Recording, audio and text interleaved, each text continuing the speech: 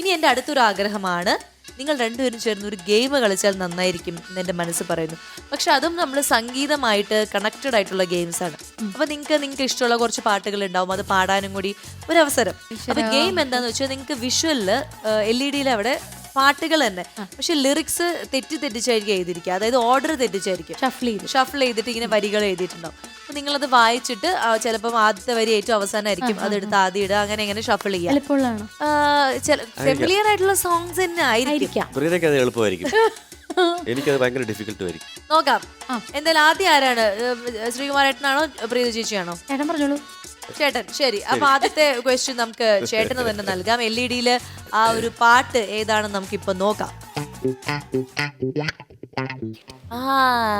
എനിക്ക് കിട്ടി. എനിക്ക് ഇത്ര കാര്യങ്ങൾ ഒരു പിടിയില്ല.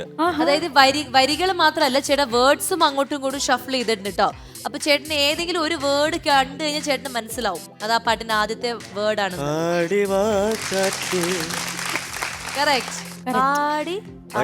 പാടിവാ കാറ്റേ ആയിരം പൂക്കൾ നുള്ളിവാ, അന്തിപ്പൂമാനം പൊന്നു ഞാലാട്ടും മന്ദാര പൂക്കൾ നുള്ളിവാ. അടിപൊളി.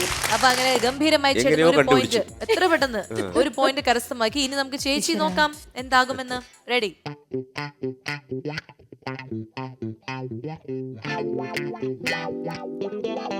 കണ്ണീർ പൂവിന്റെ അതന്നെ പഠിക്കോ.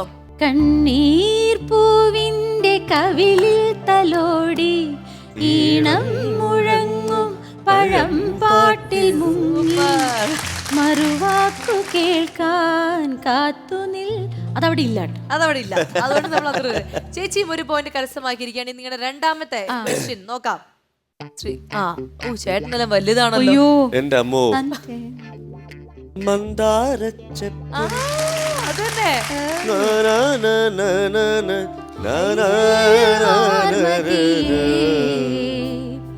പൊന്നും തേനും വയമ്പുമുണ്ടോ, വാനം വാടിതൻ തൂവലുണ്ടോ, ഉള്ളിലാമോദ തിരകൾ ഉയരുമ്പോൾ മൗനം പാടുന്നു. പക്ഷെ കണ്ടുപിടിച്ചു ചേട്ടൻ. ജീവന്റെ പാട്ടിലാണല്ലോ. അല്ലേ ജീവന്റെ? അതെ പെട്ടെന്ന് തന്നെ കണ്ടുപിടിച്ചു. അപ്പൊ 2 പോയിന്റ് കിട്ടി. ഇനി അടുത്ത ചേച്ചിയുടെ. കടുത്ത മത്സരമാണെങ്കിൽ നടന്നുകൊണ്ടിരിക്കുന്നത്. എന്തും സംഭവിക്കാം. ഈശ്വരന്മാരെ, ഞാൻ എനിക്ക് കിട്ടി. ഒരു പുഷ്പം മാത്രമെൻ പൂങ്കുലയിൽ നിർത്താം ഞാൻ, ഒടുവിൽ നീ എത്തുമ്പോൾ ചൂടിക്കുവാൻ. ഒരു ഗാനം മാത്രം നിൻ ഹൃദയത്തിൽ സൂക്ഷിക്കാം, ഒടുവിൽ നീ എത്തുമ്പോൾ ചെവിയിൽ മൂളാം. ഇനി അടുത്തത്. അപ്പൊ രണ്ടുപേർക്കും 2 പോയിന്റ്സ് കിട്ടിയിരിക്കുകയാണ്. ഇനി മൂന്നാമത്തെ പോയിന്റിനുള്ള ചോദ്യം. മൂന്നാമത്തെ ചോദ്യം. റെഡി? കിട്ടി. പിന്നെയും പിന്നെയും പടുകളെത്തുന്ന പദവിസ്വനം, പിന്നെയും പിന്നെയും ആരോ നിലാവത് പൊൻവേണുമോതുന്ന മൃദുമന്ത്രണം, പിന്നെയും പിന്നെയും ആരോ ആരോ ആരോ. അടിപൊളി. ചേട്ടൻ തോക്കുന്നുണ്ട്. എല്ലാം പെട്ടെന്ന് പറയണ്ടല്ലോ. എന്തോ സംഭവിച്ചു പോയി. അതെ, എന്റെ ഈ മുല്ലപ്പൂമ്പൊടി ഏറ്റ് കിടക്കും. എളുപ്പമുള്ള പാട്ട് ഞാൻ പറഞ്ഞില്ലേ, ഫെമിലിയർ സോങ്സ് ആയിരിക്കും. ഇനി അടുത്ത ചേച്ചിയുടെ നോക്കാം. അയ്യോ ചേച്ചി. നീലകണ്ട നീ ഊ ഇതാ സ്വരങ്ങളൊക്കെ ഉള്ളതാണ്.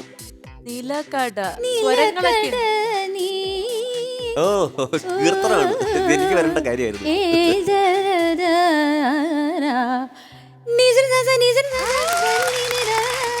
അതല്ലേ സാധനം?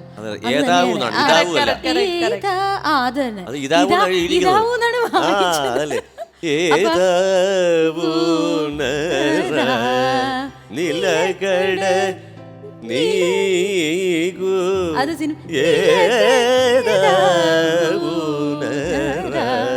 അതിന്റെ ആദ്യം സ്വരം, വരുന്ന സ്വരം, ആ സ്വരം കൂടി പാടിക്കോ. അത് ഭയങ്കര ട്രിക്കി ആയിട്ടോ. ഏതായാലും അത് ബുദ്ധിമുട്ടാണ് കണ്ടുപിടിക്കാൻ അല്ലേ ചേട്ടാ? വലിയ പാടാണ്. എന്നാലും ഞാൻ കണ്ടുപിടിച്ചു. നിലക്കട എന്ന് കഴിയുന്നു. ചേച്ചി പിടിച്ചു, പക്ഷേ നിലക്കട. ഞാനും വിചാരിച്ചു അല്ല, പിടിക്കില്ല. ആ പാട്ട് ശരിക്കും ഒരു കാതിലോല ഞാൻ വെട്ടത്തിലെ പാട്ട്. കണ്ടില്ല. മറ്റേത് ത്യാഗരാജ കീർത്തനമാണ്. ആ, അതെ, തുടക്കം രണ്ട് ആ, ഈ വരി കഴിഞ്ഞിട്ടാണ് ആ ഒരു കാതിലോല വരുന്നത്. നിങ്ങളെ കുഴപ്പിക്കാൻ നോക്കി, പക്ഷെ നിങ്ങൾ പാട്ടിന്റെ പുലികളായതുകൊണ്ട് അവര് ചമ്മിപ്പോയി. അതാണ് ഇവിടെ സംഭവിച്ചത്.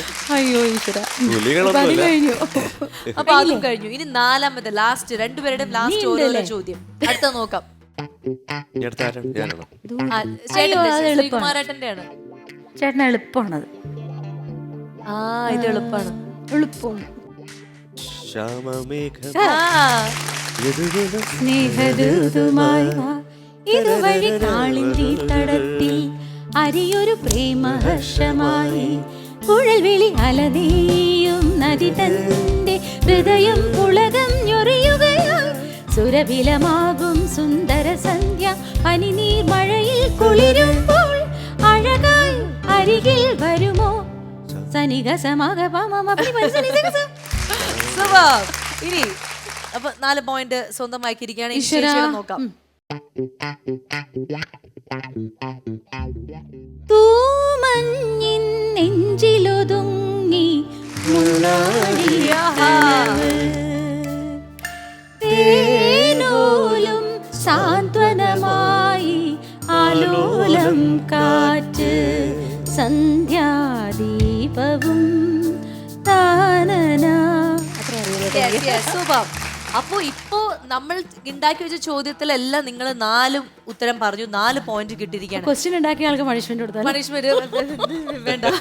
അപ്പൊ ഞാൻ വേറൊരു കാര്യം ചോദിക്കട്ടെ. നമുക്ക് ഒരു ചാൻസ് കൂടി, അതായത് ഒരു പാട്ടും കൂടി തരും. പക്ഷെ അതിൽ ആദ്യം ആരാണോ പറയുന്നത് അതായിരിക്കും നമ്മള് വിജയി.